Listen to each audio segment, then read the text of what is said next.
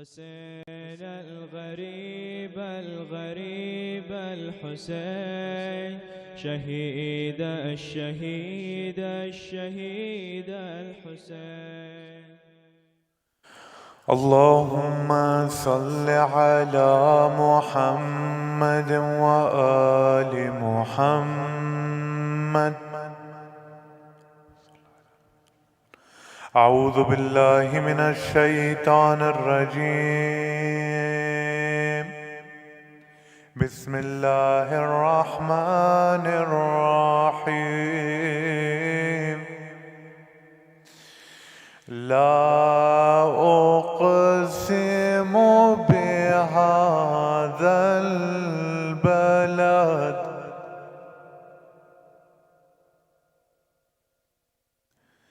وأنت حل بهذا البلد ووالد وما ولد.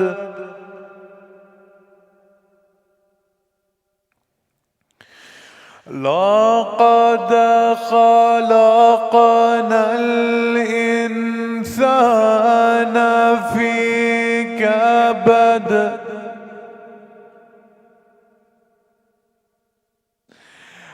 أيحسب أن لن يقدر عليه أحد يقول أهلكت مالا لبدا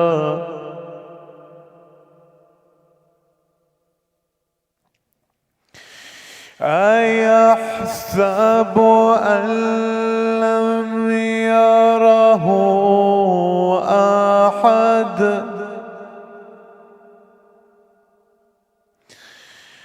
ألم نجعل له عينين ولسانا وشفتين وهديناه النجدين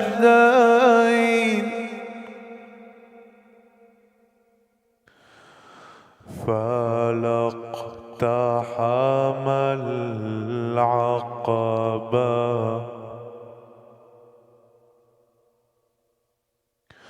وما أدراك ما العقبة.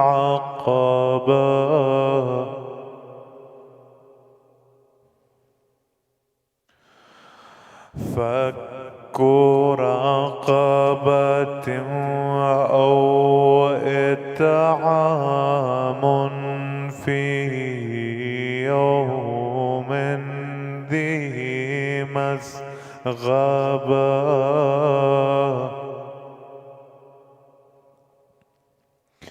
يتيما ذا مقربة أو مسكينا ذا متربة ثم كان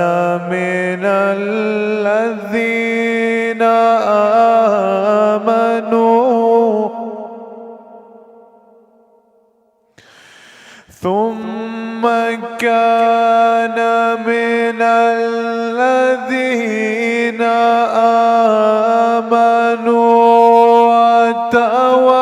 وتواصوا بالصبر وتواصوا بالمرحمة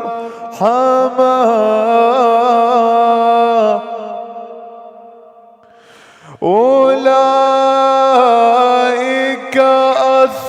أصحاب الميمنة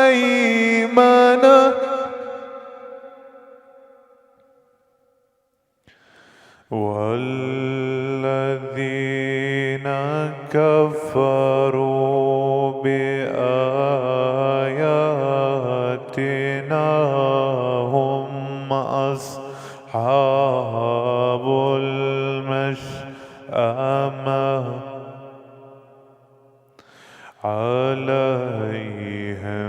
نار مؤسدة. صدق الله العلي العظيم. صلوات على محمد وآل محمد.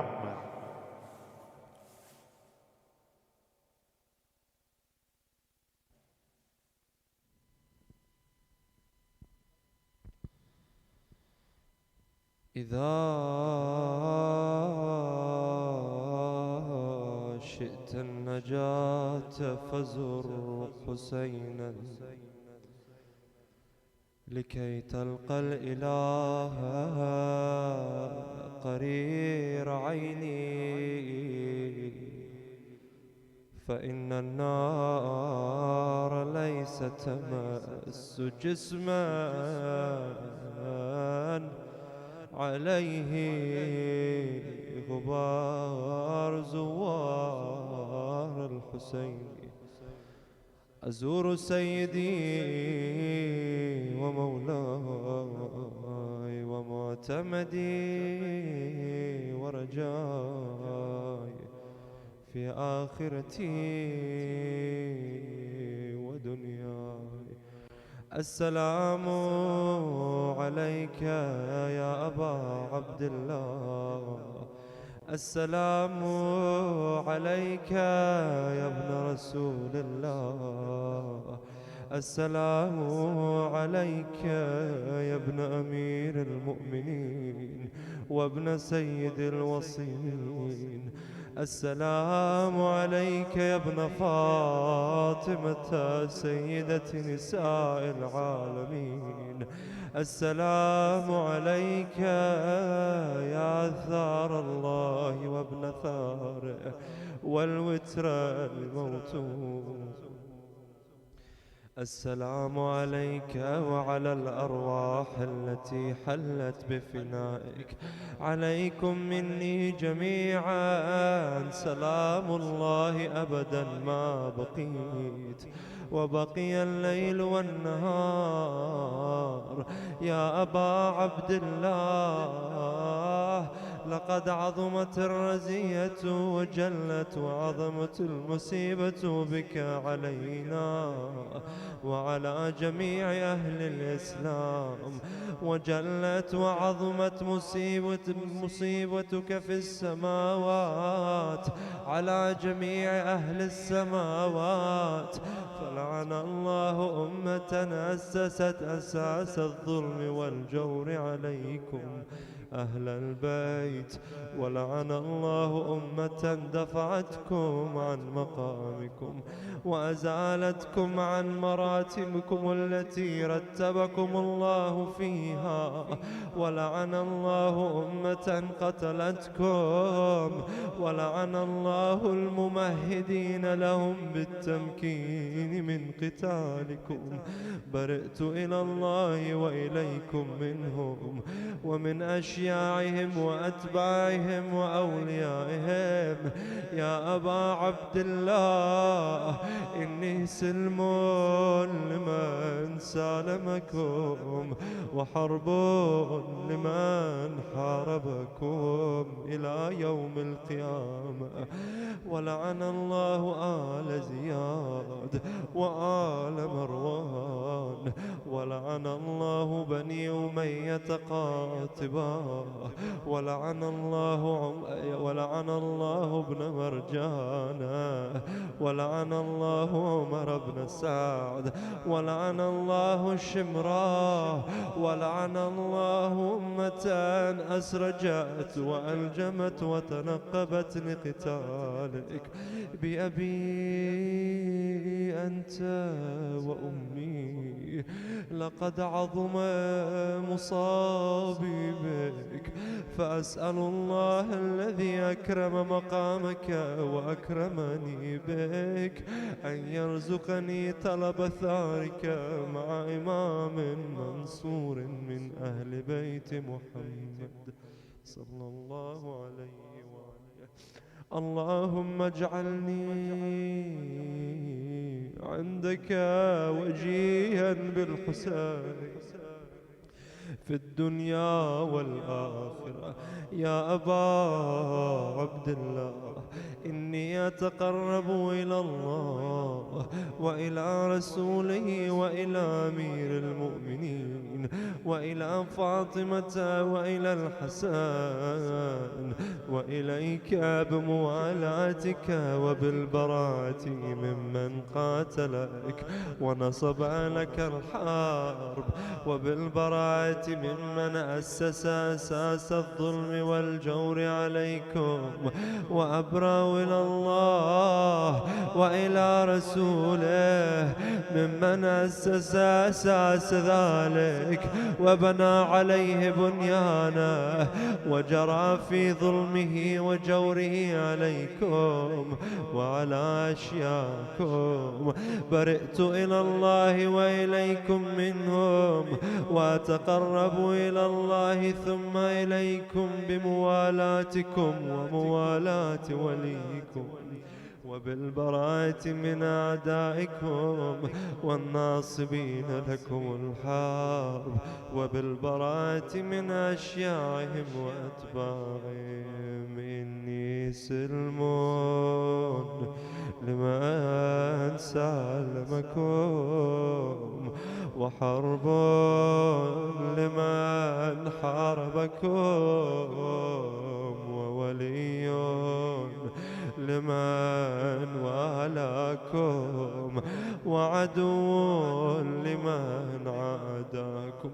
فأسأل الله الذي أكرمني بمعرفتكم ومعرفة أوليائكم ورزقني البراءة من أعدائكم أن يجعلني معكم في الدنيا والآخرة، وأن يثبت لي عندكم قدم صدق في الدنيا والآخرة، وأسأله أن يبلغني المقام المحمود لكم عند الله، وأن يرزقني طلب ثاركم مع إمام هدى ناطق ظاهر ناطق بالحق منكم. وأسأل الله بحقكم وبالشأن الذي لكم عنده أن يعطيني بمصابي بكم أفضل ما يعطي مصابا بمصيبته، مصيبة ما أعظمها وأعظم رزيتها في الإسلام وفي جميع السماوات والأرض. اللهم اجعلني في مقامي هذا ممن تناله منك صلوات ورحمة ومغفرة. اللهم اجعل محياي محيا محمد وآل محمد، ومماتي ممات محمد وآل محمد.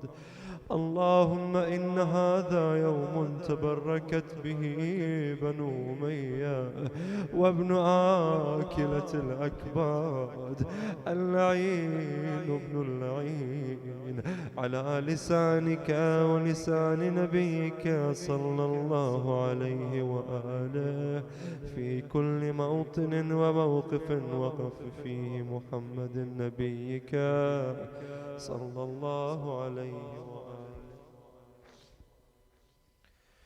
اللهم لعن أبا سفيان ومعاوية ويزيد بن معاوية، عليهم منك اللعنة أبد الآبدين.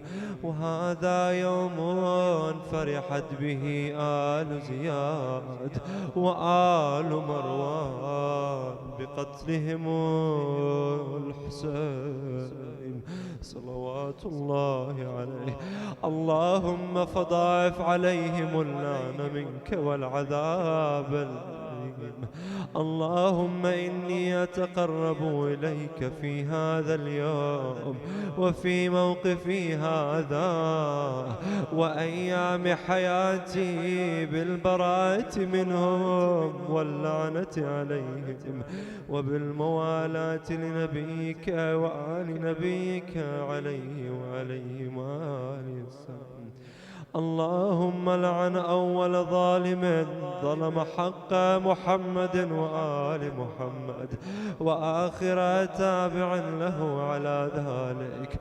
اللهم لعن العصابة التي جاهدت الحسين وشايعت وبايعت وتابعت على قتله. اللهم لعنهم جميعا. السلام عليك يا أبا عبد الله وعلى الأرواح التي حلت بفنائك. عليك مني سلام الله أبدا ما بقيت وبقي الليل والنهار ولا جعله الله آخر العهد مني لزيارتكم. السلام على الحسين وعلى علي بن الحسين وعلى أولاد الحسين وعلى أصحاب الحسين. اللهم خص أنت أول ظالم باللعن مني وابدأ به أولا ثم لعن الثانية والثالثة والرابع.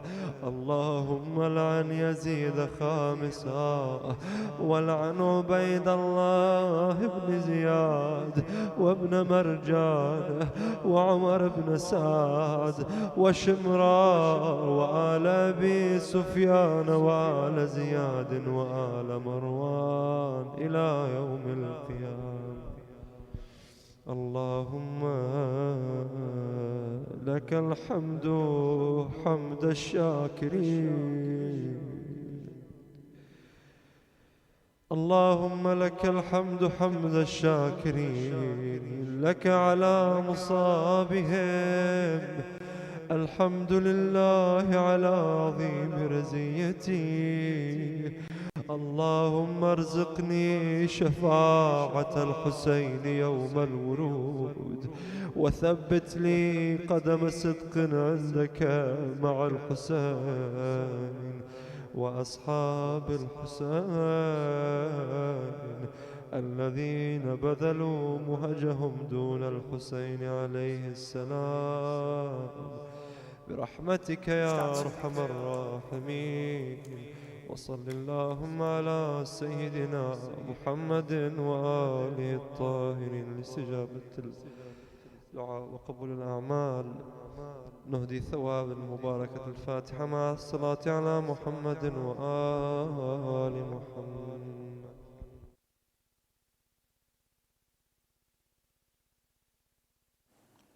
أعوذ بالله من الشيطان الرجيم. بسم الله الرحمن الرحيم. Assalamu alaikum jami'an wa rahmatullahi wa barakatuh. Welcome to the Imam Hussein Islamic Center, and as always it is our pleasure, our privilege and our honor to host you here this evening. And as the trend is going, once more only virtually, but inshallah your spirit is here with us in the center and is enjoying the opportunity to take part in this program once more. Before we really get into the program itself, I'd like to take the opportunity, first of all, to invite all of our viewers to send across any questions about tonight's discussion topic, which is Ashura is over. What now? Inshallah, you see the topic as being something that we can engage in some discussion and we can get the most out of. And you'll join in. You're welcome to send your questions through on Facebook or on YouTube. And we will, inshallah, get to the questions. Please do try to keep them on topic, if not about what we're doing after Ashura, at least then about Muharram or a related topic, please. That would really help the discussion along. We have a few things that we'll begin the discussion with, and inshallah that might also inspire you to provide some of your own questions too. Secondly, inshallah you'll keep in touch with us on our various media, Facebook, WhatsApp, website, email, and I don't know if we still text message, do we? I don't think so. But also keep in touch. Inshallah, we have programs ongoing throughout all of this period, as we did during the first 10 days of Muharram as well. And inshallah, we'll continue that. Once again, as a follow-up to the programs that we did hold over the last week and the week before that for the first 10 days of Muharram, our sincere thanks goes out to all of you who joined us for those programs online, all of our volunteers who were working very hard in various capacities behind the scenes of running the programs, of organizing things, of doing so many things that make these programs happen. Even if we're only going online and we're not able to host you here in person, there is a lot of work still to be done. So thank you to all of those volunteers and hardworking people as well. And second last is to all of our sponsors and donors who and supporters of the center who make these programs possible in their own way as well. Without any of these different groups, we really couldn't do what it is we do. Last but not least, and I'm afraid I may have forgotten to specifically mention this towards the end of our programs, is a very big thank you to the Silent Signs group and all of the Auslan interpreters who were able to join us for the sign language interpretation across those programs and across those nights. It really does have such a great impact on those who are hard of hearing and need the sign language interpretation to get the most out of these programs. And it's very humbling to have you join us and be part of those programs as well. So inshallah, with that very short and very brief introduction, before I invite Sheikh Mohammed Mehdi on, can I request that each of us recite our warmest salawat, followed by a Surah Fatiha for all of our marhumeen, for all of your marhumeen and your families, and all of those who have been part of the Imam Hussein Islamic Center. Salawat ala Muhammad wa ali Muhammad. Allahumma salli ala Muhammad wa ali Muhammad.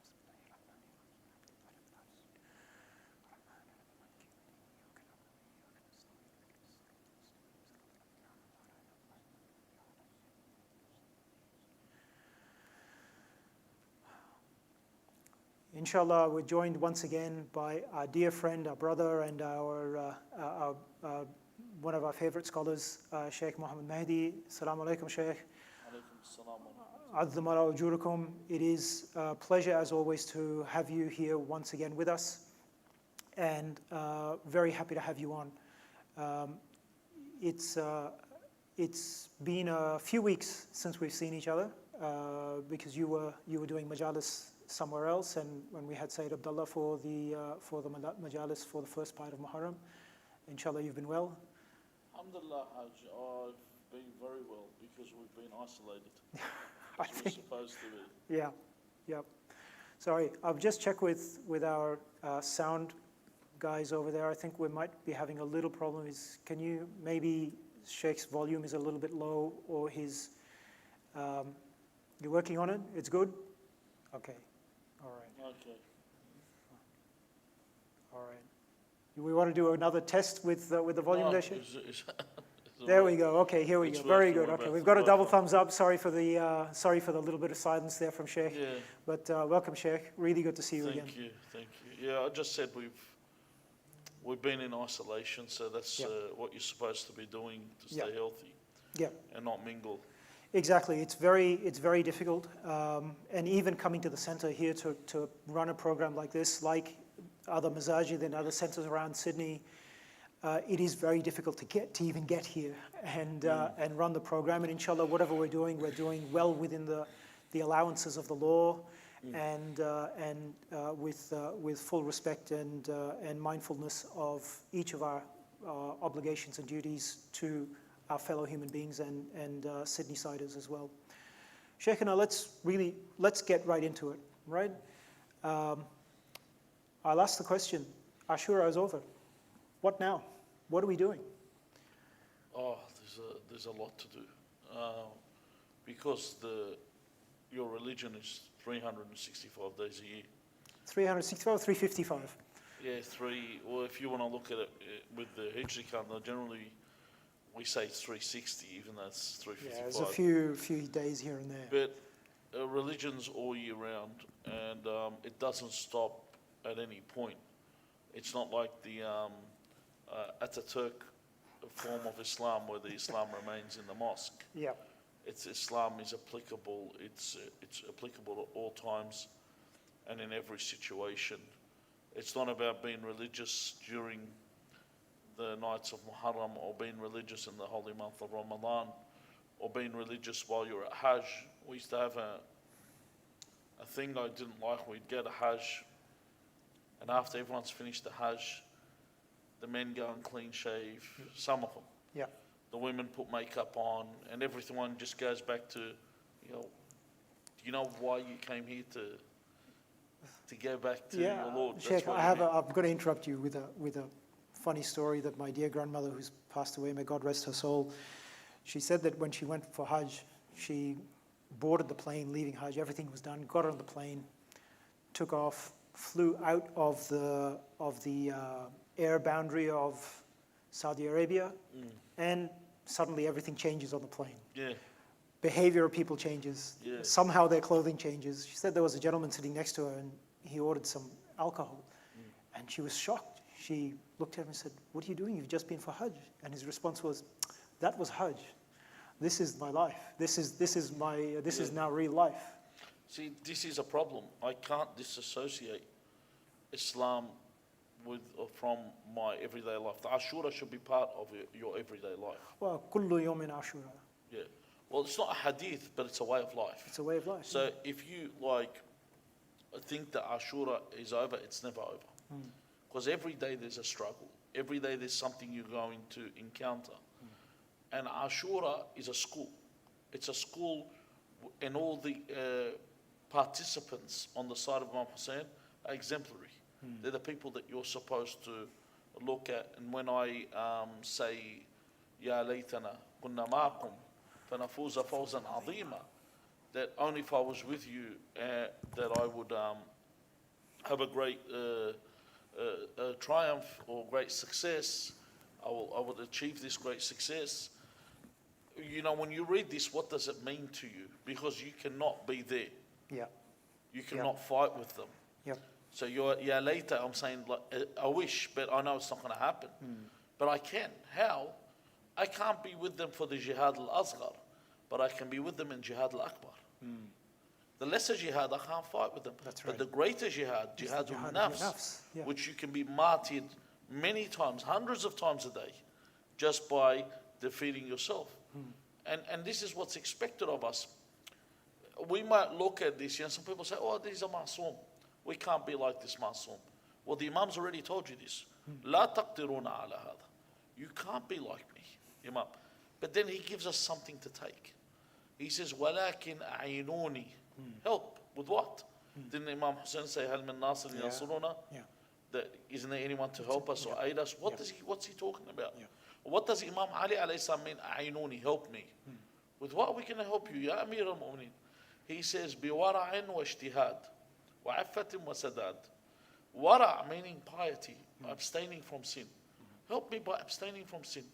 Wajtihad, because wara plus ijtihad equals taqwa.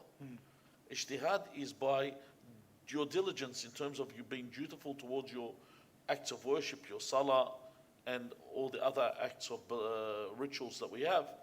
And then he says, affa wa sadad. Al-affa, generally, when we talk about affa, we associate it with modesty. Affa doesn't mean modesty in its complete sense. It's more about self-control, controlling your desires, being able to control this lowly desire in your instinct. And then he says, sadad is application of the religion. So the Imam's telling you these 4 things are what you got to do.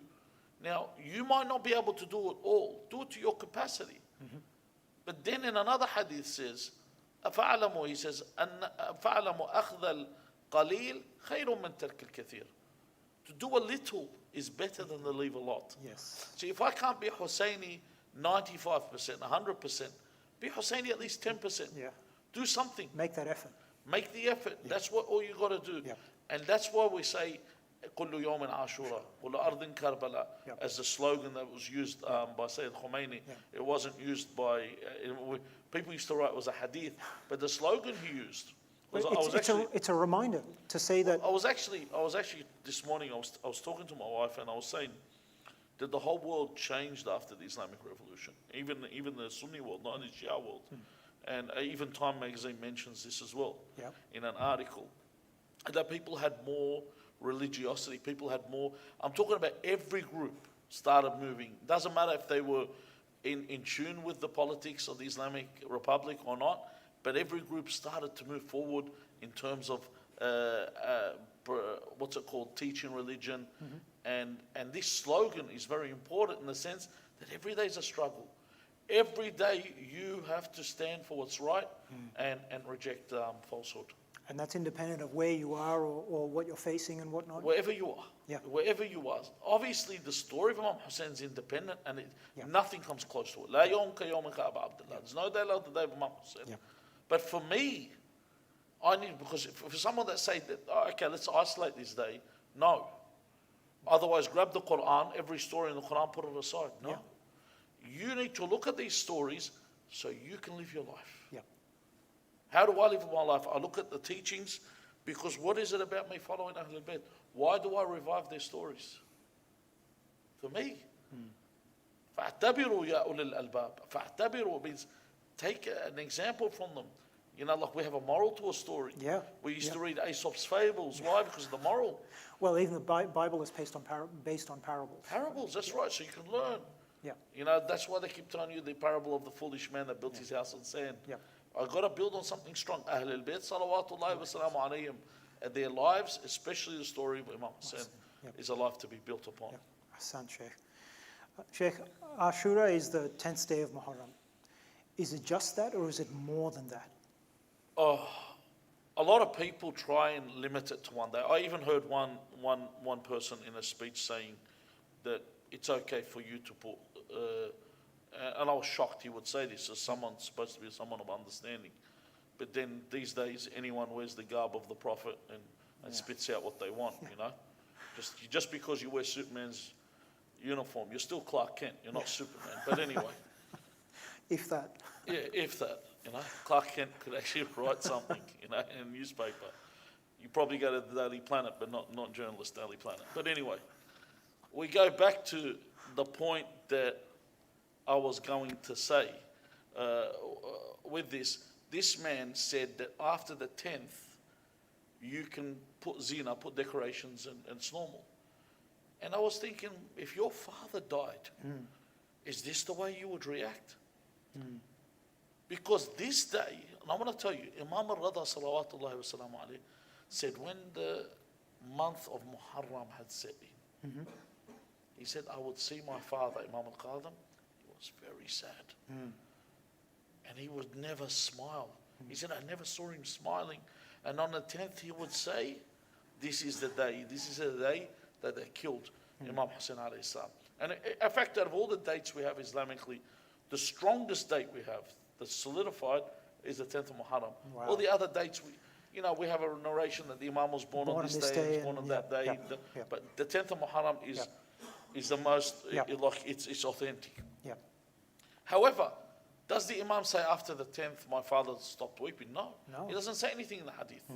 But he says, the same Imam al-Rada says, Inna yawm al-Husayn aqraha jufunana.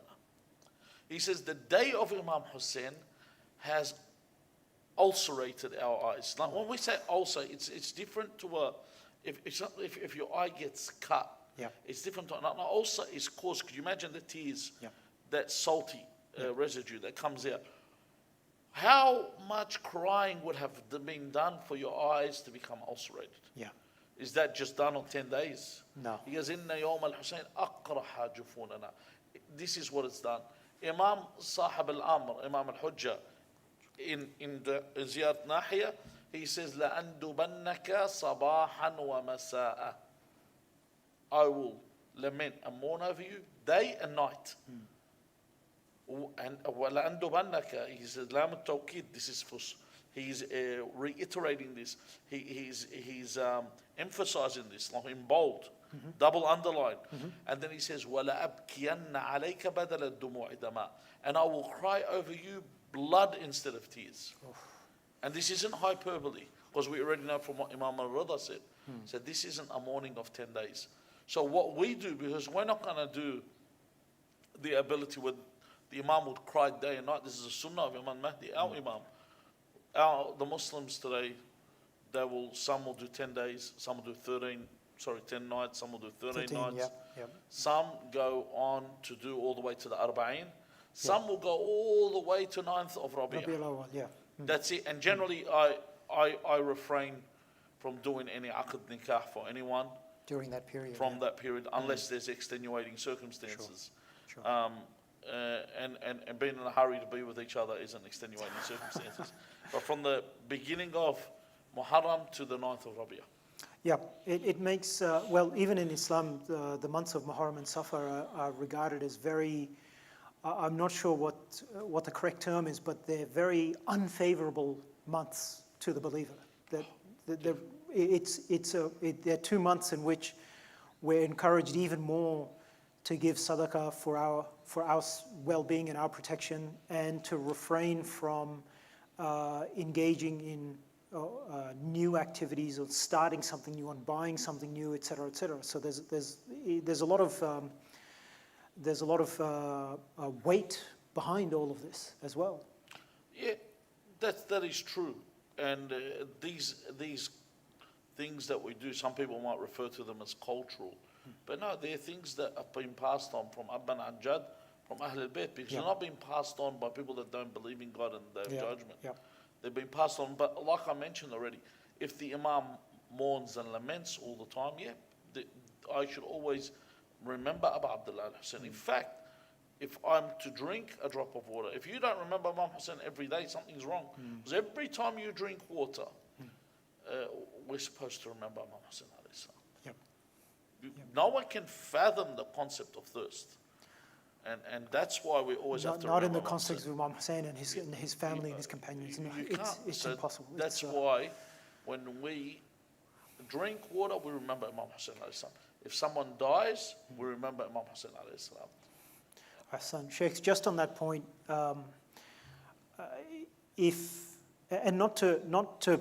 not to bring a morbid point or anything up, but if anybody has been by the side of a person who's passed away and who has lost consciousness or anything for a period of time before that, you'll see that one of the biggest issues they have is dehydration, because if they're not on a drip and they're not consuming water by mouth, then they get extremely dehydrated, and their organs will swell, the mouth will swell, the tongue will swell, and it'll dry out. And it's so difficult for a person to see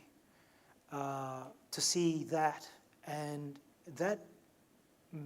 that may only be for a few days or a week that you're witnessing such a thing, and the difficulty that person is going through, that person who will soon be marhum is going through, is so immense, and it's so difficult to see. But then if you relate that to what Imam Hussein and his family went through on the plains of Karbala in the intense heat, absolutely no food, no water, no comfort, no nothing for that period of time, my God, if that doesn't hit you in the heart, I don't know what will.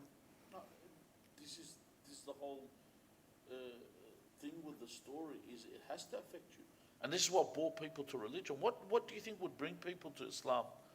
Because it was how macabre the whole story was. Yeah. If it wasn't that brutal, I think, forget which poet says, I fear the wolf, but when I'm alone. This poetry is very important. The meaning of it, like, if the situation wasn't so huge, like if I'm all alone and a wolf encounters me, it's different when I'm like 100 people and there's a wolf. Who cares? Yeah. But if I'm in that situation where the Imam was, being all alone, surrounded by wolves, Yes. as the Imam mentions them, he says, Aslan al-Falawati. Aslan, I mentioned in my lectures and what I was doing, that Aslan were not just any wolves. There were wolves that would do, there was a name for them, I can't, but they're the ones that do just, surplus killing. Oh, yeah, okay. You know how Yeah. you've heard of the phenomenon of surplus killing that wolves and foxes do. Sometimes a fox will get into a pen and he'll kill all the chickens, even though he doesn't need to eat them. Yeah. So So it's not out of hunger, it's not out of need. It's about, this is that's why the Imam's terms are very precise. Yeah. He says, Huslan al-Falawati. They didn't need to do it the way they did it. Yes. In fact, we are told that if they let the Imam alone for a bit, he would have died of thirst. Yeah. They didn't need to do what they did. But this is what it shows you, that there was huqud. These were nawasib. They were all nawasib. The people that hated the Ahl al-Bayt, Yazid, Muawiyah, and all the And they were rest. trying to make a point That's right. to those who remained and the companions and supporters who couldn't make it to Karbala, and also to themselves, that they've taken this entire situation to such an extreme that it hadn't been witnessed before and hasn't been witnessed since. Well, never been witnessed before or after. You haven't seen, like you see crimes, but there's several things that you've got to take into consideration. Not only what the crime was, who committed the crime, who was the crime committed against. Yep. So if you take all these factors into consideration, Yeah. yes, you will never have anything like it. Yeah. Because no one has ever heard of a people. And you look at all the prophets. Give me a story of one of the prophets.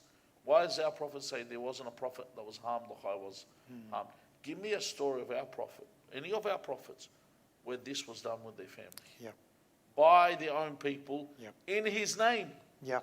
Even Yeah. where Abu Bakr ibn al-Arabi, he says that Imam Hussein, he says kharaja, he says على دين جدي عفوا خرج على إمام زماني فقتل بدين بسيف جدي.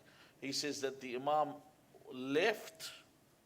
He said he stood against the Imam of his time, so he was killed by the sword of his grandfather. And Ibn Taymiyyah says the same thing. In other words, they say like the killing was justified.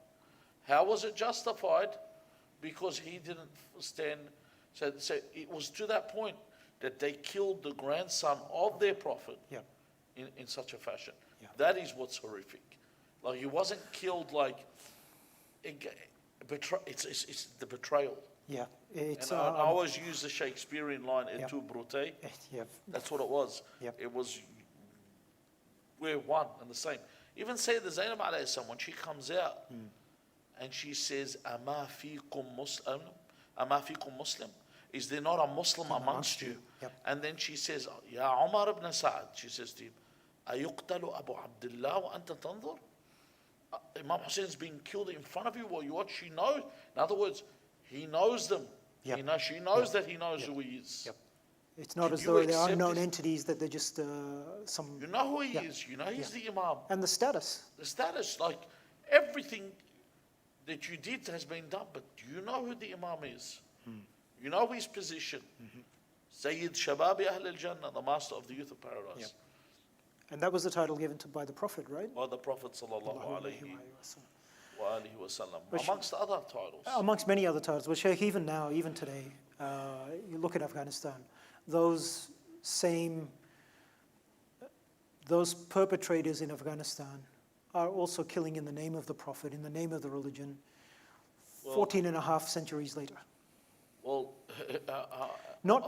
Certainly not not only in Afghanistan, everywhere else. But that's the most recent example, right? They're doing it in the name of the Prophet, and this is something that they propagate. But especially in Afghanistan, I don't like to point at the Taliban or at ISIS. I'd rather point at the one that created them and empowered them. About 4 decades ago, roughly. Yeah. Oh, they still do. Yeah, The same people yeah, that sold chemical weapons to Saddam, the same people that have been involved in everything. Yep. And still are. They're the people that you point and this is not some tiny website off the side of the internet. This is documented fact. No, they grandstand. Yeah, exactly. They gloat about this. Like I remember once, and I don't want to get into make this into political, but this is important for people to understand. Like when these people are being interviewed and asked about what they do, it's just like if you look at the killers of Ahl al-Bayt, they weren't denying. Like people like Harmana weren't denying it. They were proud of what they did. Madeline Albright, I remember once they told her that your Food for Oil program cost the lives of 250,000 Iraqi children. Was it worth it? She said yes. Straight out. They don't care. Because 250,000 children's lives are nothing to them. But that's why I don't want to use that as an example, but you're talking about people that kill in the name of the Prophet in entirety, in its entirety, like entirety. They're not doing it. They're not doing it thinking that they're doing wrong. Even when we say in the ziyarah, Allahumma al'ana al-asabata allati jahadat al-Husayn. We use the word jihad. They were actually doing jihad. They believe they're doing it fi sabilillah. And even Umar ibn Sa'd on the day of Ashura, he prayed Jama'ah with his followers. And then even the horses he commanded to ride on the body of Imam Hussein, he called them the horsemen of God. Ya Allah. So you imagine this is the madness in the whole thing. And that's what makes the tragedy so big. But why was it like this? This is why if it wasn't for this incident, people wouldn't question how the Prophet was killed. See, as far as everyone's concerned, he died a natural death. If it wasn't for this, people wouldn't question before how Fatima al-Zahra alayhi salam was attacked. And people were acting like nothing happened. No one would question the murder of Imam Hassan. So all these perpetrators were exposed. On the day of Ashura, everyone was exposed.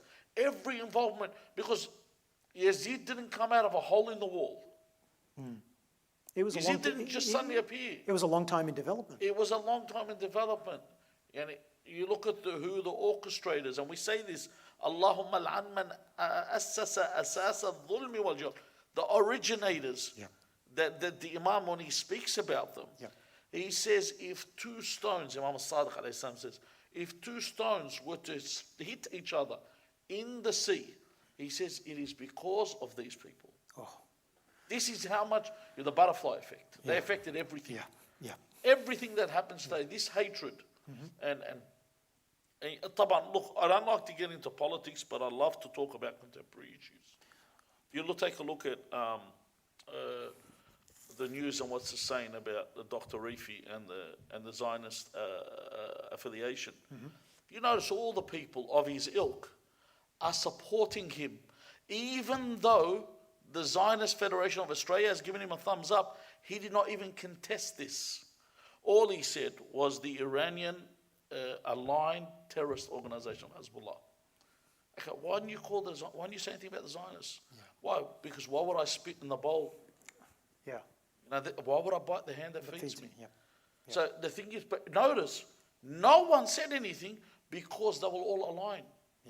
Everyone aligns with fasad, with corruption. That's how Imam Hassan was killed. That everyone said, Yazid is the Khalifa, is the Imam, we give him allegiance. And this is the world you live in today. Like with us as followers of Ahl al-Bayt, if someone says that I'm a follower of Ahl al-Bayt and he's unjust, we stand against him. Any of our leaders today, if they are unjust, you show us the injustice, we will oppose them. Of course. Show me one leader of our people that's affiliated with the Zionist entity, we'd oppose them. That's the lessons of the Imams, isn't it? That's the lessons of the Imam. We don't care. Like one day, for example, we have someone that propagates the faith, talks about Ahl al-Bayt. The second we find out that he's working against the Islamic Ummah, not against the Shia. If he works against anyone, the Sunnah, he's even working against Shia or Sunnah. He's working against the Muslims, we will stand against them. But then you take a look at the other people, that when they have one of their own, and all these world leaders that are working against the Islamic Ummah, they'll align with them. That's the difference of being a follower of Ahlul Bayt and not being a follower of Ahlul Bayt. Yeah, definitely. Definitely. Sheikh, let's bring it back Yes. to our discussion topic. And just a reminder for everybody out there that if you have any questions that you'd like to share with us or like to have discussed, or even drop us a comment about tonight's discussion topic, which is Ashura is over, what now? Where inshallah we'll get to your question and we'll ask that question and discuss it with Sheikh tonight online. Sheikh, next question. I think we've kind of addressed this one, but is it really over? Ashura is over, is it really over? And I think we've in a great part, we've discussed that in a very roundabout way. So I'll move on from that one and ask you the following question. To many, people see their perspective of Imam Hussein's life, but more importantly, his shahadat was encompassed by this, which was patience, endurance, faith, hope, contentment, self-control, sacrifice. They're all vital lessons from the life of Imam Hussein, especially the shahadat of Imam Hussein. Most see that as a story from history and fail to make a proper connection to their lives now, which is kind of a lot of what we've talked about in so many different Muharram programs and everything, and especially about this year, I think many programs have focused on how do we ensure we keep connecting with Muharram and Ashura. So in this sort of circumstance, especially in a time of COVID, we can't go out and be a part of the audience of the Majlis of Imam Hussein alayhi salam. We can't go and, for example, I can't go to my parents' house and have a Majlis in their house together. How do we keep that alive? How do we connect? What do we do? Okay. Firstly, we'll look at today on its own, what's happening today, because today is exclusive, the world we're in. And as a whole, when people look at all the calamities that befall us and all these things and how do we deal with them, I remember one poet, he said, he wrote a poem after the shrine of Imam al-Hadi al-Askari and Imam al-Askari's shrine were blown up, do you remember? And everyone was crushed on that day. And he said in the poem, he says, أنا والمصايب ما بديت اليوم ولا طوى الحزن وياي بادي أنا عرفت الحزن لما سمعت حسين ألا من ناصر واقف ينادي. He said, for me, these trials and catastrophes that are happening, tragedies, did not begin today when the shrine was blown up. And grief did not start after the shrine was blown up. That's right. He said, I knew grief and tragedies on the day where Hussein called, is there any hope us today? Yeah. In other words, our whole life, the Shi'i has been the follower of Ahlul Bayt, has been struck upon his head. From the beginning of time. Why? Because Allah loves us. And when Allah loves someone, He tries them. That's why we're victimized. Imam Hussein alayhi salam, you said patience. Imam Hussein alayhi salam practiced the patience, but how can you practice patience if you're not in a trial? If I'm not being tried, I cannot see your patience. When Ali al-Akbar returns to Imam Hussein alayhi salam, and he says to him, oh my father, the heat of the sun, the weight of the armor, this chainmail is too much. It's belabored me. He said, do you have even a drop of water to give me? And then Imam Hussein alayhi salam says, be patient, my son. You can imagine the bitterness of patience, but it's like the coffee drinker. He finds the sweetness and the bitterness that he brings. Yeah. And that's the patience, you acquire it there. And he also advised his son that Rasulullah would soon, sallallahu alayhi wa sallam, would soon quench his thirst for him. This is it. We know it's there. إِنَّهُمْ يَرَوْنَهُ بَعِيدًا وَنَرَاهُ قَرِيبًا. They see it far, but it's near. Yeah. It's just there. You just need to take one more step, you're finished. Yeah. It's like we need the finish line. Quite often we can't see that last step. But the finish line's there. Yeah. We're done. Yeah. You put up, they're killing us. We're being blamed for everything. We're victimized. Muslims have always been victimized, especially the followers of Ahlul Bayt. Especially the followers. We're like the misfits within the misfits. You've touched on something, and I don't want to stop your train of thought there, but you've touched on something which is being victimized.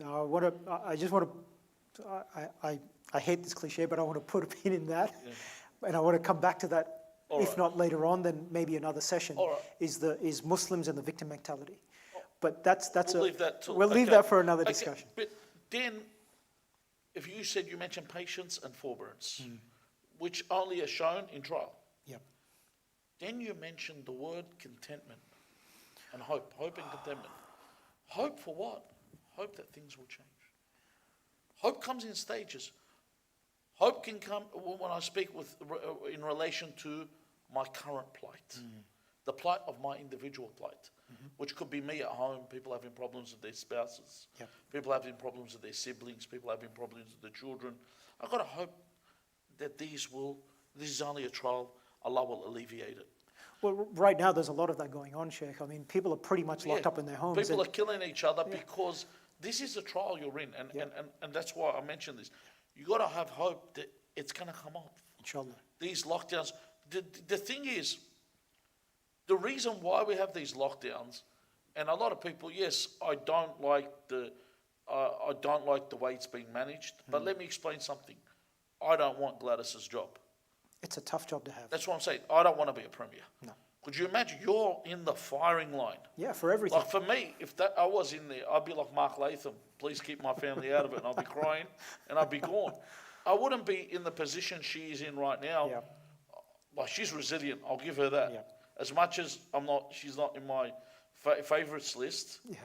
She's resilient. But let's take a look at the case of the lockdown. The reason it continues, look at the numbers are growing. Why? There are people that actually still think COVID is phantom. It doesn't exist. Okay? And I don't blame them because they are bombarded with videos. Yeah. Secondly, we haven't seen anything yet in Australia. But we have a hadith that says, take an example, a parable from others, before you become the parable. Yeah. This is the problem. What are you waiting for? Are you going to be waiting for to be one of those guys, there's ones that make video, I used to think that COVID was fake. Yeah. And now, why have you waited for that? Why didn't you make a move before then? Sheikh, on that point, there's a white supremacist terrorist in the US who shot up a protest Are they rally. called terrorists? Or just anyway. I'm telling you he's a terrorist. Everybody else will tell you he's a terrorist as well. But and for whatever reason, he's not labeled as a terrorist. He had mental issues. Yeah. Set that aside. His lawyer denied COVID black and blue. Yeah. Right? He got on the air and he said, this COVID, that COVID, you're all dreaming. He's just passed away with COVID. This is what happens. Like it's not like we're expressing joy at something. No, but it's tragic when you don't take heed and it befalls you. And that's why the numbers increase all the time. Yep. But I've got to have hope. Not only, my hope shouldn't be only with regard to me individually, regard to us as a restricted community that we live in. But I should also have hope for the entire universe with the Hur al-Imam al-Mahdi. The Imam, a lot of people, they have this thing where they sit and nitpick for the signs. Let me tell you something.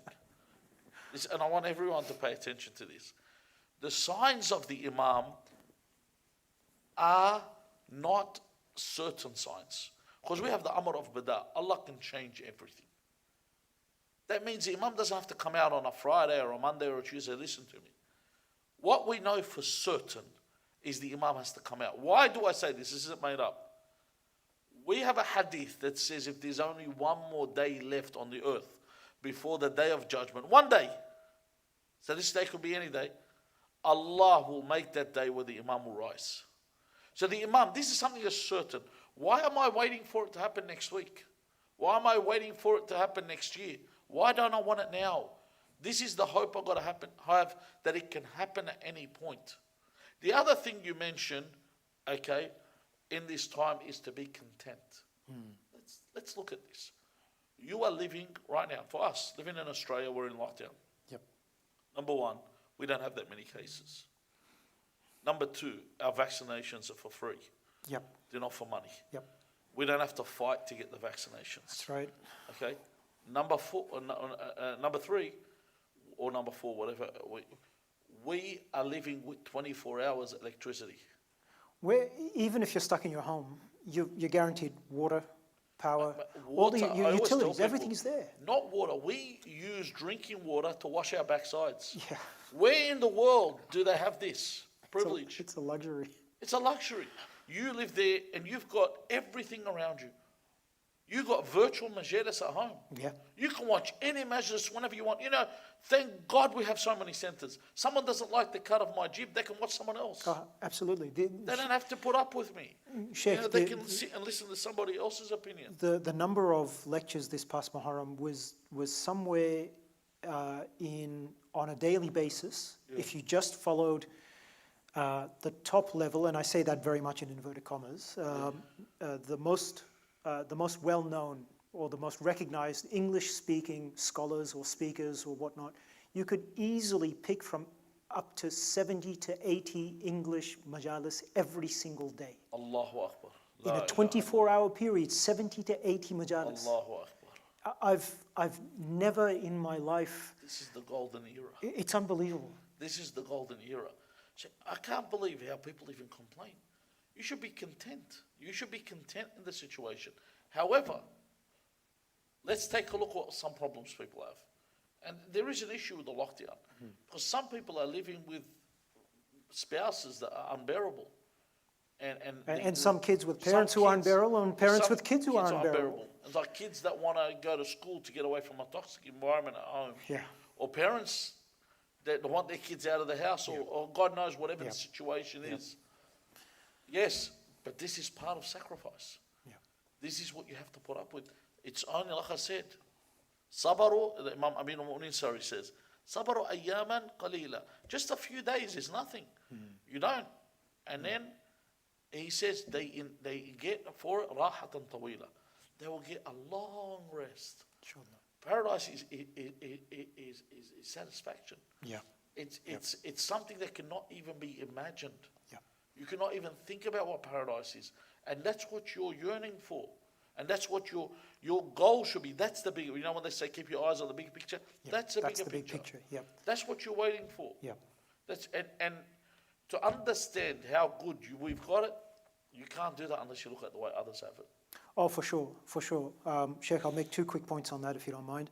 The first one is that early in August, before Muharram, I had a Zoom with my extended family, mostly overseas and whatnot, and we were talking generally and whatnot, having a catch up as you do, and we said, oh yeah, we've had so many restrictions put on us. We've got 400 cases, and I have family in the US, and they went, what? I said, yeah, 400 cases. We've had this restriction and this and this, and they burst out laughing. They said, are you guys serious? I said, yeah, they said, just today, we've had 32,000, and you guys are locked up for 400? I said, yeah, but we've also been really lucky that we don't have 32,000 just in one city. Yeah. So I'm really grateful that we don't have that kind of exposure, and hopefully we never reach those levels.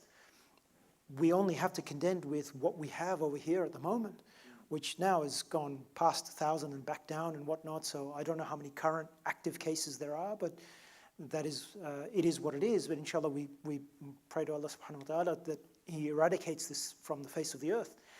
But also I wanted to mention to all of our dear viewers that in an event, God forbid you're in a situation or an event that you genuinely need help, or that you are in fear of your safety, whether you are a child, parent, spouse, anything, and you have that fear or that concern, there are organizations and people who are ready, willing, and able to help. So don't be afraid to reach out, please. And that includes the state government and federal government is also providing mental health services just to keep in contact with you and to make sure that even if you're not in trouble, even if you're having some issues as supposedly little as I just can't deal with staying at home anymore, which is a very big problem for many people. It's very difficult to be locked up in the house 24/7, to possibly be without a job. You have so many other pressures as well in your daily life as well. Don't be afraid to reach out. There's nothing wrong with it. There are many facilities and services and things that are out there willing and ready to help you. And there's absolutely no shame in reaching out for help, inshallah. And if you need to, inshallah, you take advantage of those services. Sheikh, we're getting on a little bit in time, and as usual, we get lost in our discussion and whatnot. Another question for you, and I think this is what we've discussed so far leads up to this question, inshallah, which is, what are some things we can do today and some ways today we can live our lives like a Husseini, like a real supporter of Imam Hussein, like when Imam Hussein said, are there any supporters to support us? How can we be one of those supporters? Well, I touched on this in the second question, and I mentioned 4 points that the Imam mentions when I says, it's all about, if you look at the central point is all taqwa. Yeah. Now, abstinence from sin is what it's all about. And when I say abstinence from sin, I'll give you an example of what I'm trying to say. I get a phone call from somebody. He says, look, I work in a workplace where I have to transport crates. Some of these crates contain wine. And not just any wine, he said cooking wine. Like this is for cooking, not for drinking. I said, absolutely not. This is where taqwa comes in. You cannot even move them. So I could work, for example, in a supermarket. I can deal with everything in the supermarket. They tell me, move alcohol, can't touch it. Yep. I cannot deal with this at all. There's no green light, no one. You can't find even someone that gives a bit of leeway that will tell you you can touch it. That's right. This is where taqwa comes in. Taqwa comes in where it's prayer time after praying. Instead of praying, qada. Yep. In my day-to-day life. I'm at home, and now you're at home, lockdown. You can start practicing good habits, doing a'mal with your prayers, you know. Involve your children. And listen, well, this is what I tell people. I'll sit and pray. Now I do more jama'ah with my kids at home. Yeah. You know, usually I didn't get this opportunity. They're at school. Yeah. So you sit down, you're praying jama'ah with them, and you don't need to make them read dua qumel and dua sabah. No. Start with something simple. But even still, I do the other things myself. What I tell them, look, after prayers, you need to do what? Tasbih al-Zahra, alayhi salam, dua, and sajda shukr. These will take them a minute, 2 minutes. If that. So, but that's what dua, you tell them to do dua, Imam Hujjah, which is the best dua to read. Yeah. Because if you do dua for the Imam, he does dua for you. For sure. That's the best bargain you're ever going to get. Sheikh, sorry, I have to interrupt you. If you do give sadaqah, if any time you're giving sadaqah, and I've said this so many times, and I'm sorry that I keep bringing this up, but it's such a beautiful, simple tool. If you give sadaqah at any time for yourself, for your loved ones, for your family, and you can do that with full intention, even if it's something like giving a 50 cents or slaughtering an animal on behalf of yourself, your family, whoever, include Imam Zaman, Ajalullah Farajah Sharif, in your niyyah that you're gifting him this sadaqah as well, and inshallah the gift, the reward, and what care that he gives back to you is immeasurable, inshallah. So, sorry, Shaykh. That's right. It always associate the Imam in your day-to-day life. Imam Mahdi should be in every facet of your life. Halman Nasr. Nasr for who? Imam Hussein? No, Imam Hussein's passed. It's the Imam of your time. You have to be a Nasr of Imam al-Hujjah. You have to worry about the Imam. Where's the Imam? But by doing that, you're also honoring Imam Hussein as well. That's right. But what I'm saying is now how do you assist Imam Hussein? By assisting his grandson.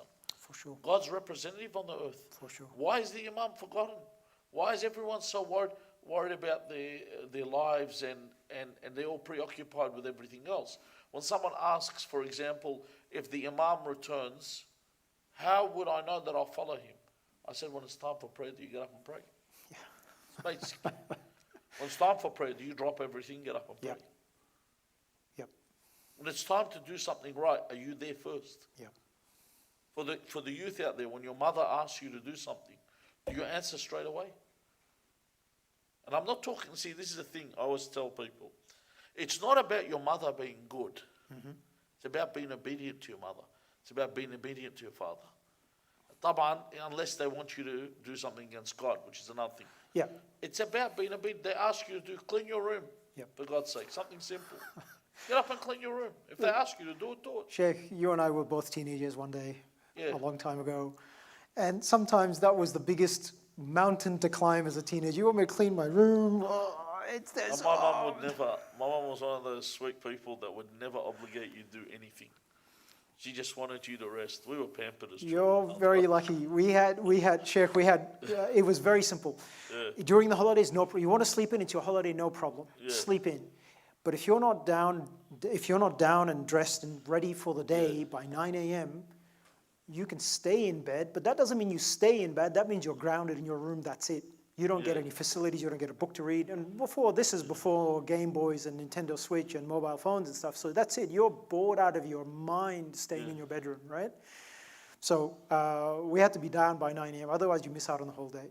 Yeah. Which I'm so grateful to my parents for now, even though I wasn't then, that it instilled discipline and habits and kept that routine and boundaries that all kids need, right? I don't know where I was going with this, but I thought I'd mention it. No, but this is, I know where you're going with this. When your parents ask you to do a task, it's got to do, with routine. It's got to do with having good habits. Yeah. It's, when you want to do something, it's like your desk. Yeah.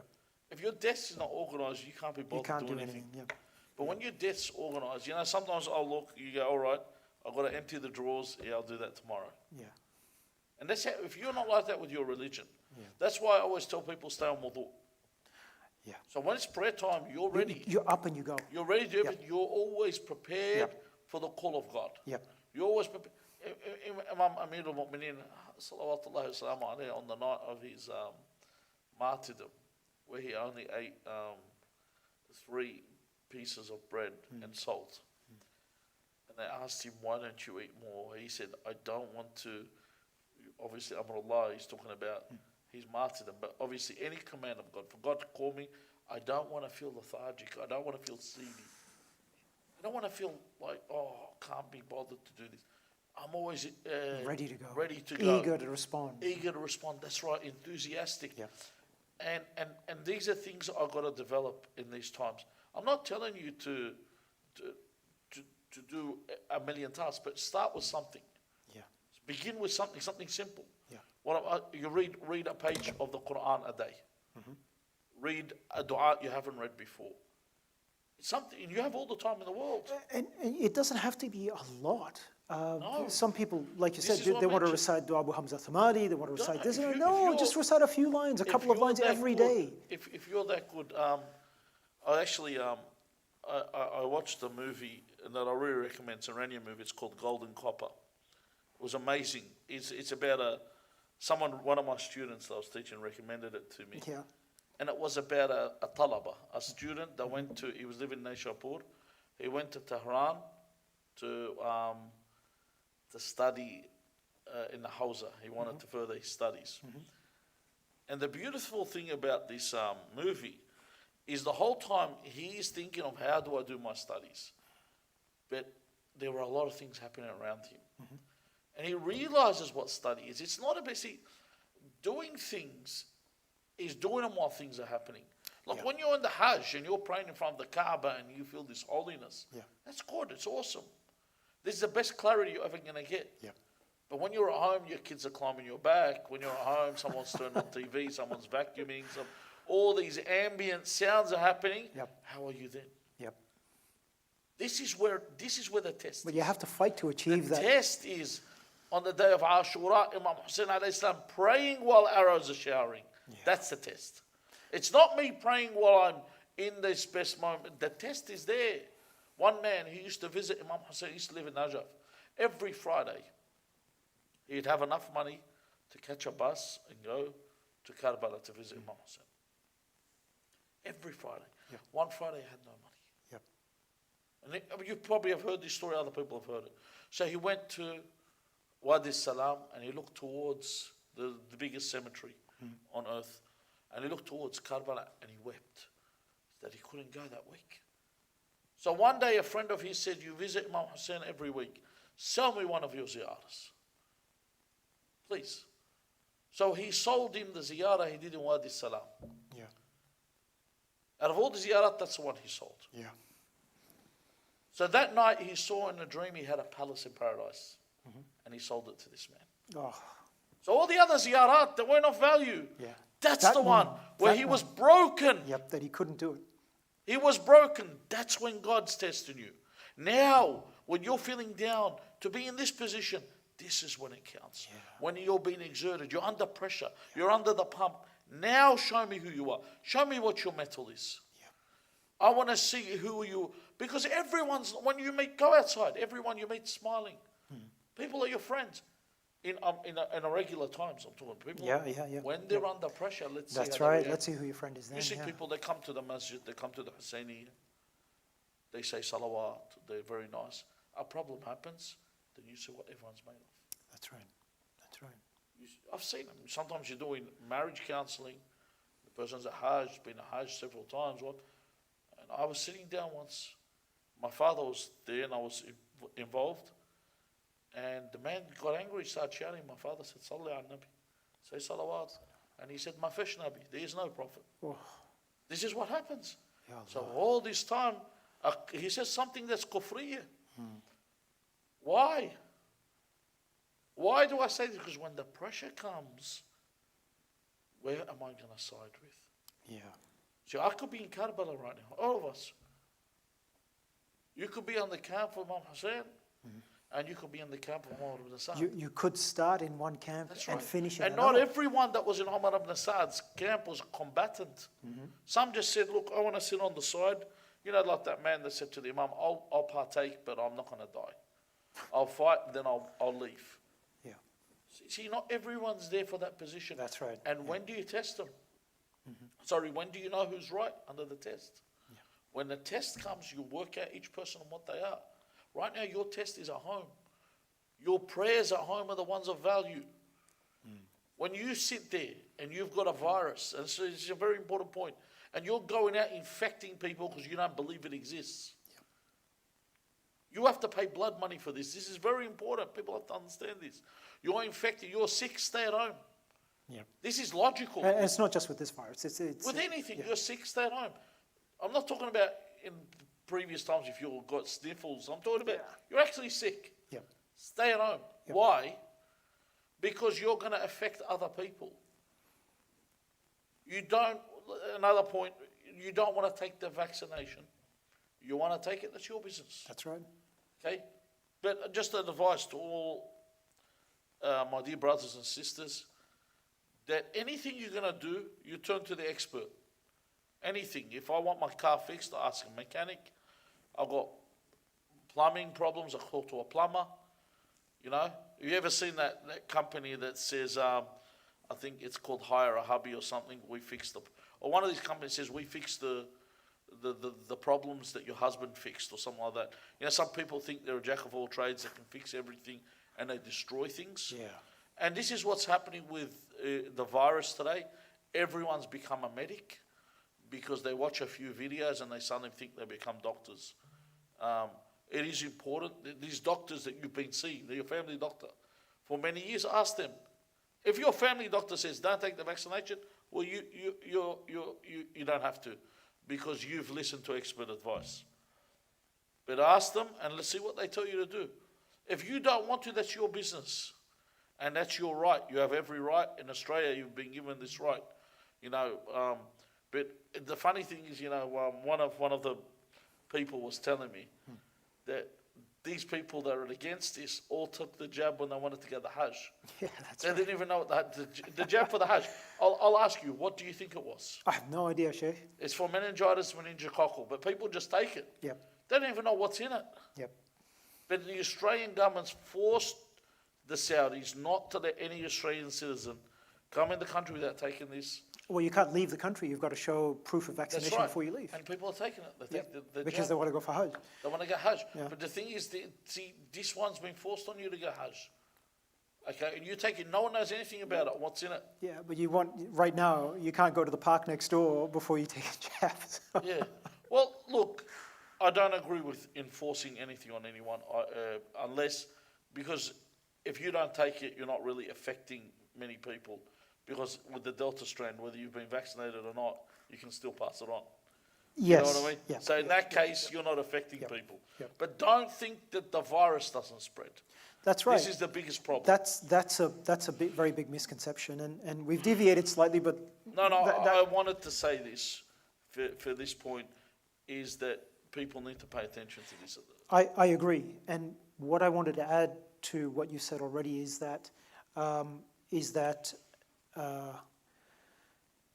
if you're unwell, even if you don't believe that this is a problem, that there's a real illness, whatever it might be, or where it came from, how it originated, it doesn't matter. The fact is you have an obligation and a duty to your fellow human being not to spread that illness. That's right.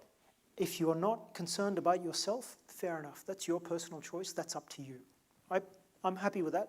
That's your life, your problem.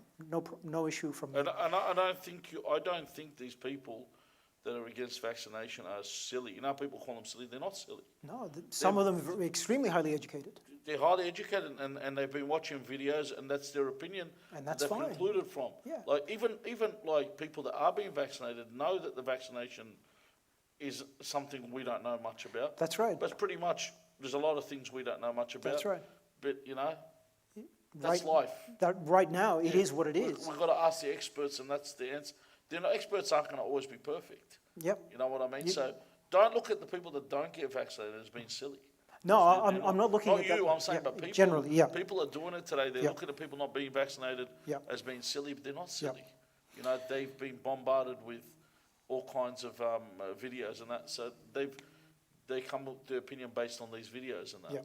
I think my point is just this, that even if you don't agree with all of this stuff, you don't want to get vaccinated.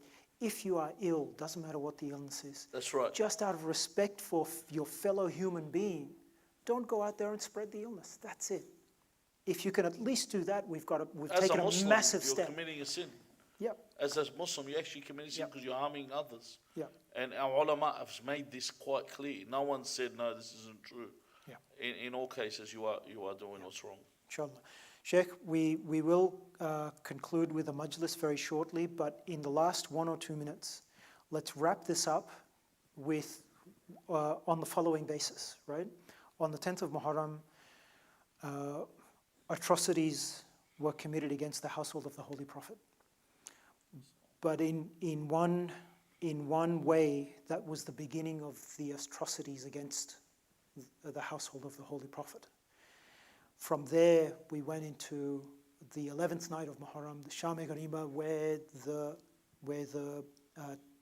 the camp of Imam Hussein was pillaged and looted, and the remaining members of the household and the companions were so ill-treated that I can't begin to verbalize it. And from there, that began the path to Sham through various other stops, and the path to Arba'in. If you would very briefly and very briefly just take us through that path, and that inshallah we will lead into the majlis from there, inshallah, Shaykh. Obviously, with the story, I'll give you the brief points and not too much detail, and I won't look at what's contentious and what's not. Sure. But once the Imam was killed, and the realization had come because it was beginning to get dark, the realization had come that there was no more protector, no one to stand. Everyone, obviously, the looting, everyone had to take each tribe wanted to take a head that they can take back to get the rewards for it, or even just the accolade of being someone that participated in the killing. And then on top of that, it didn't finish there. The women and the children and Imam Ali ibn al-Hussein, who was ill, were taken prisoner. And their tents were burnt to get them out. And when they shackled them and they placed them, some were walking, some were on camels, and they walked them, and with manacles and that. There was no one walking in a dignified manner, even though they were the family of the Messenger of God. They were taken to Kufa first to be displayed in front of Ubaydullah bin Ziyad, because essentially he's the one that commanded the killing.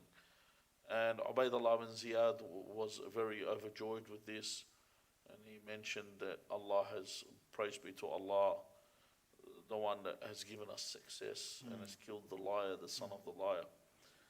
And this is where Abdullah ibn Aziz al-Afif al-Azdi was killed, because he's the one that objected and called Ubaydullah bin Ziyad a liar. And Abdullah bin Afif al-Azdi was He'd lost one eye in Safin, the other eye in Nahrawan. He was blind. But this is someone that had given blood for Amir al-Mu'mineen. And then he was the first martyr after Karbala. And from there, obviously, that they were taken, there would be stations where they stopped all the way until they were taken to Sham. And when they asked Ali ibn al-Hussein Zain al-Abidin alayhi salam about his weeping, and they said, what is the thing that overwhelms you so much? Was it the killing of your brother Ali al-Akbar? Was it the killing of your uncle? Was it killing Imam Hussein or the infant? He said, killing for us is normal. We've been killed. The righteous have always been killed. And our honor, our dignity is martyrdom. He said, then what is it you cry over? He said 3 times, Asham, Asham, Asham. Our women were paraded. Even Banu Umayyah, when they lost Rasulullah in Mecca, Rasulullah refrained from even looking at them. He didn't want to see the eyes of the vanquished. He kept his eye below the saddle and asked them.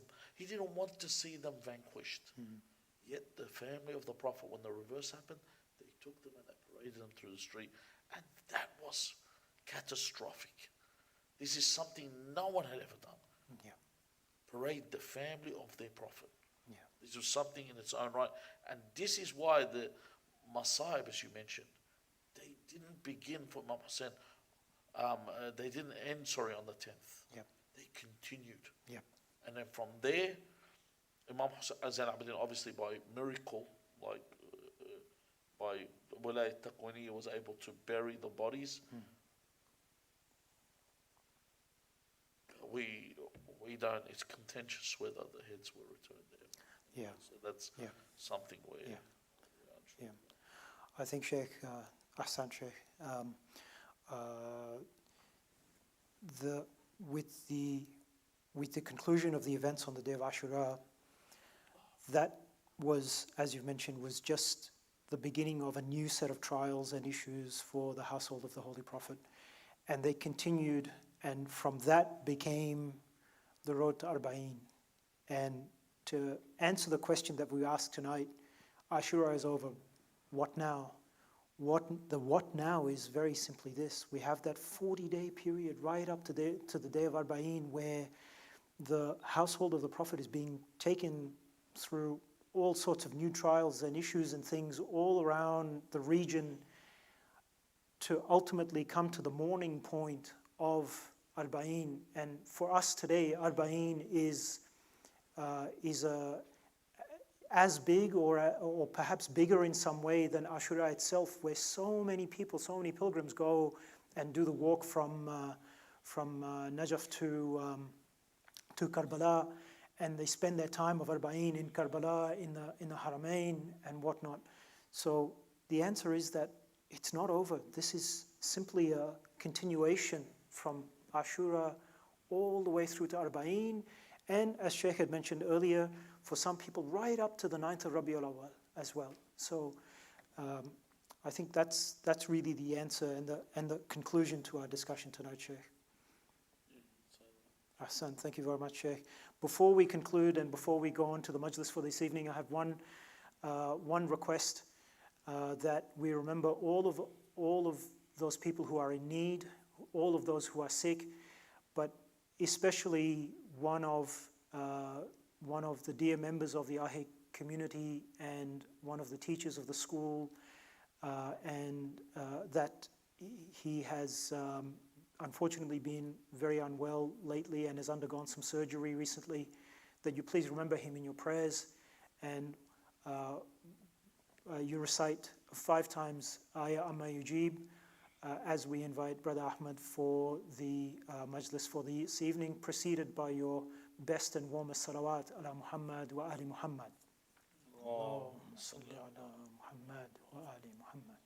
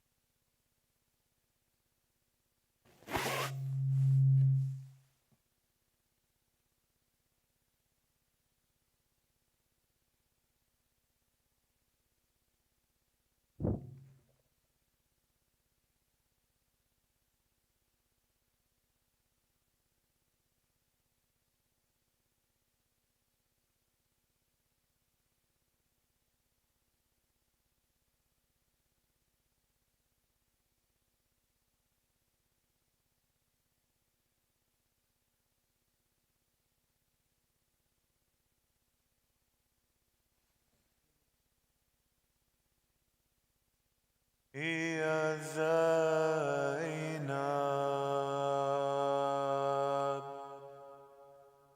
هذه المخترة الجليلة هي زينب معقولة تركب الهزيلة هي زينب والله مصيبة مو قليلة هي زينب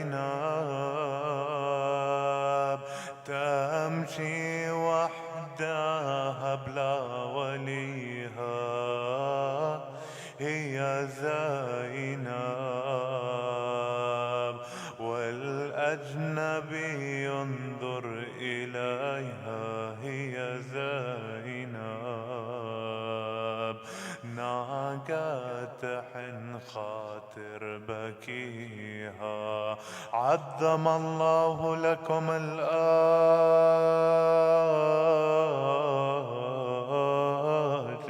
Brothers and sisters, over the 10 nights, over the 11 nights of Muharram,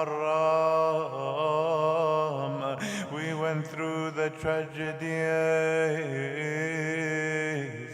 of all them martyrs in Karbala and the shahadat of Sayyidah Ruqayya Salamullahi alayha, but we did not speak about the tragedy that befell after the martyrdom of Imam al-Hussein in Karbala, as the women,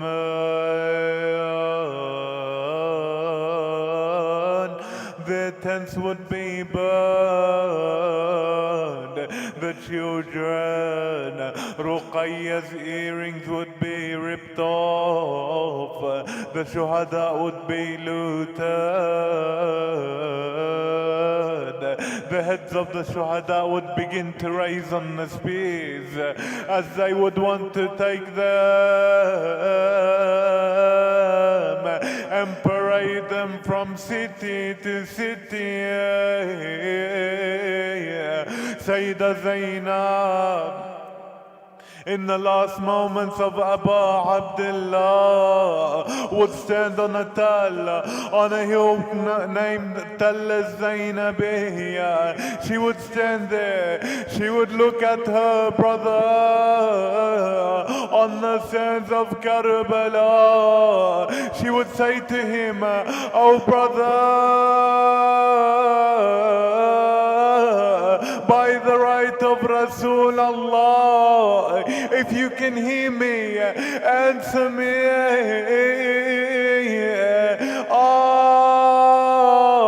There was no answer.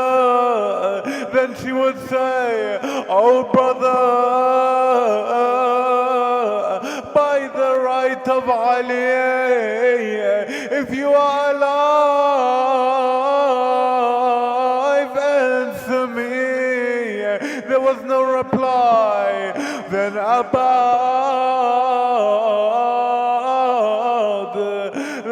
"Oh my brother, by the right of Fatima, if you are alive, answer me." Then Imam al-Hussein would get up and say, "You have hurt me more by mentioning the name of my mother, Fatima." What would she do as she leaves Karbala? She would love to go up to that body. She would love to see Imam al-Hussein one more time before she goes.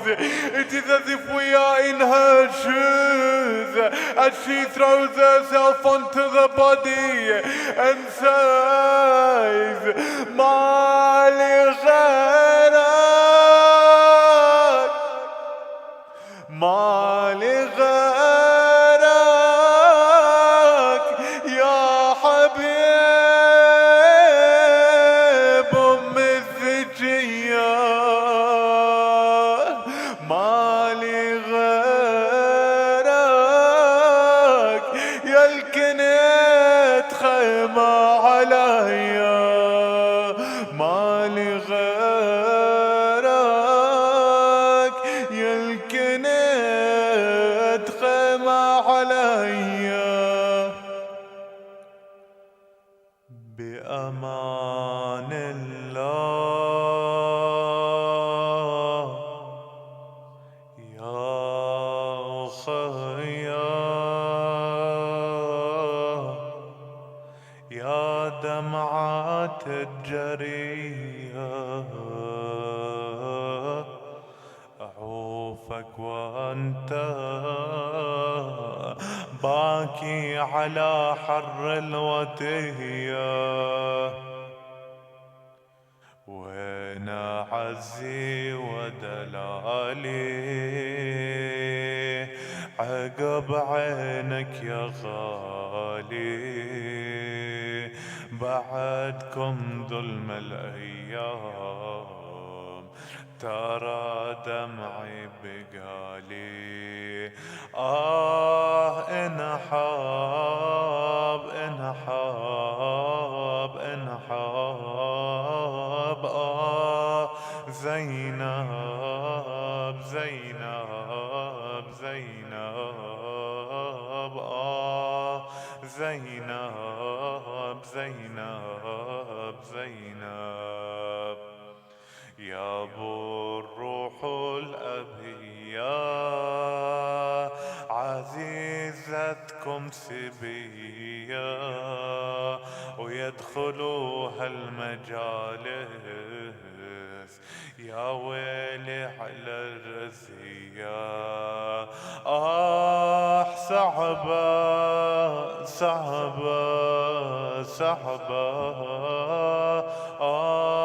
زينب زينب زينب, زينب زينب زينب. إنا لله وإنا إليه راجعون. We ask Allah on this night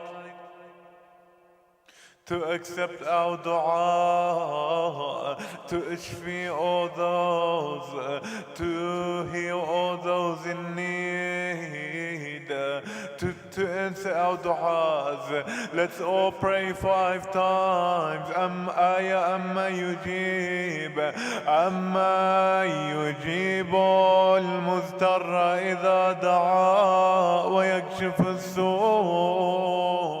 أما يجيب المضطر إذا دعا ويكشف السوء, أما يجيب المضطر إذا دعا ويكشف السوء, أما يجيب المضطر إذا دعا ويكشف السوء, أما يجيب المضطر إذا دعا ويكشف السوء. اللهم عجل لوليك الفرج,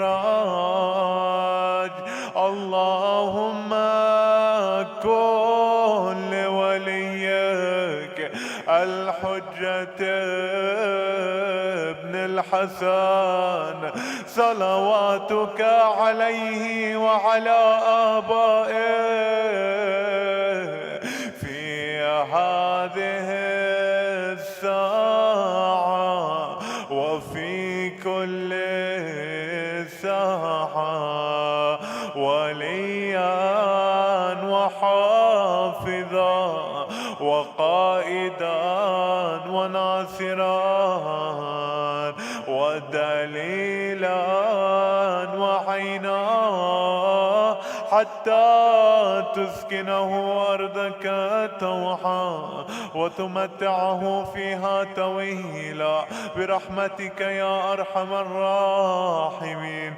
For all the marhumin, all the marhumat, if we can all recite a Fatiha, but before it aloud salawat ala Muhammad wa ali Muhammad.